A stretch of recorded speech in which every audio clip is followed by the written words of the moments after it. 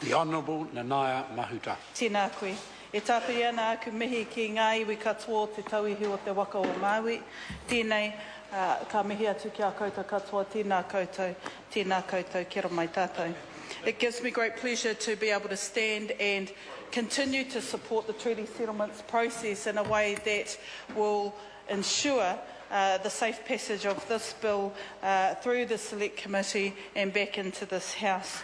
I want to acknowledge our former colleague, Parikura Horomia. This will be the first time that a settlement bill has gone through without his purview over any part of it, and it's with some sense of sadness and I guess nostalgia that we will be having a less colourful debate on all parts of treaty settlements without him here.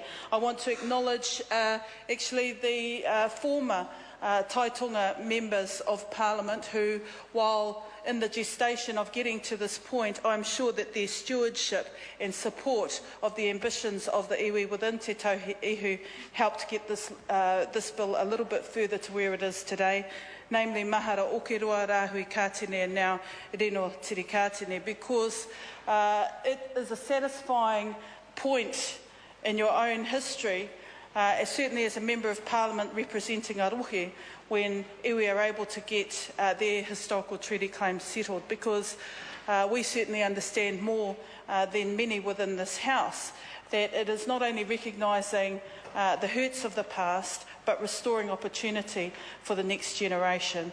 I want to acknowledge all those who are not here and have sadly passed away and contributed in some small or great way to pulling this settlement together. And we've got 8 iwi sitting amongst us, and they will all know the names and they will all feel that they're here today.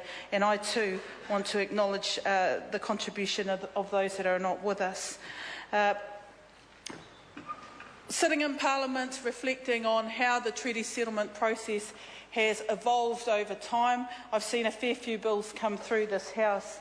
And it is with some regret that, as a matter of pragmatism, moving towards comprehensive claims and large natural groupings can in some part be the point of contention for many. But we've all moved on. Parliament's moved on in terms of improving the process, and iwi have seen to some extent the necessity to try and ensure, without losing their sense of unique identity within a large natural grouping process and a comprehensive claim, they can still get through the business. So with that said, the parliamentary process, members before me have pointed to the detail of the bill, but the parliamentary process has evolved to the point where I believe all members in this House have understood the huge value gained to New Zealand's history of rewriting and recording the historical record. We've learnt through the Select Committee process and the briefings that we receive and the submissions that we gain around the particular aspects of each settlement what it really means. And we can never underestimate the importance of that public education role of members in this House to be able to then go back to their own rohe and be able to combat a lot of criticisms that always come towards treaty settlements, much in the same way that Minister Finlayson spoke about some of the negative narrative around the Tūhoe settlement just recently. So, in ensuring that this bill gets safe passage through the Select Committee, I look forward to being able to understand the more unique aspects of each of the 8 iwi and their requests within the context of their settlement. I look forward to understanding in more detail advice from officials where they will point out maybe some of the more difficult aspects of trying to get to the point of agreement. I look forward to noting those things within the next debate, the second reading of the House, so that people are mindful that there are still areas where we have to be ever vigilant as parliamentarians, but also on the other side of the ledger as iwi, to ensure that the main cause of every settlement bill, that this Act binds the Crown, is upheld over time, because it is critically important that to be an enduring settlement, it is one that locks the relationship into a longer view than just today, just tomorrow, but for the next generation. Mr Speaker, the settlements that have been reached within the context of the bill, I think, foreshadow a new era of opportunity and change. The pillars of the settlement, as I said, undertake to rewrite history, to correct history, to restore a sense of natural justice to a history that was preserved within the context of each iwi but not well known within their wider community.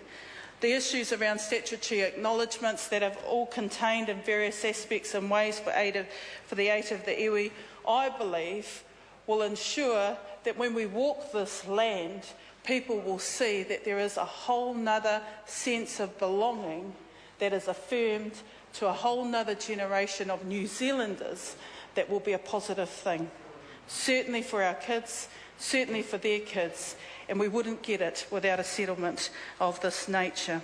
The cultural redress, and often in treaty settlements, all the detail hidden within the cultural redress can reveal some very unique and innovative things. So again, I believe that some of the most powerful opportunities for new things, new recognition of rights have actually been contained within the cultural redress area.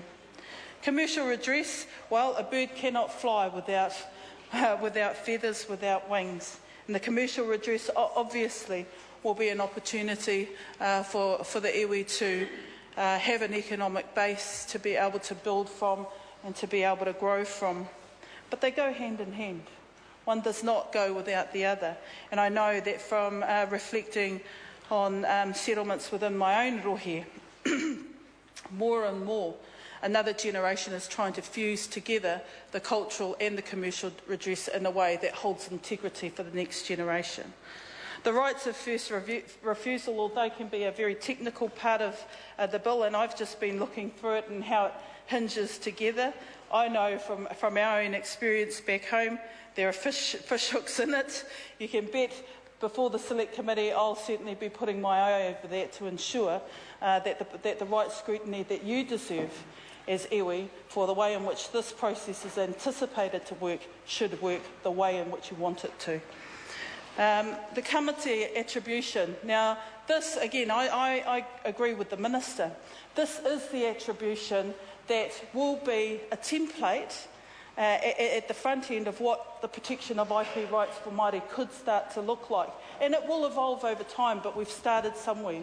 So I want to acknowledge the work that has gone into this from Toa Rangatira around the attribution. Now, depending on whether you lived in Kawhi or came down on the heke, there's two parts to the story. Because I can whakapapa to it, I'll tell the versions that I've heard.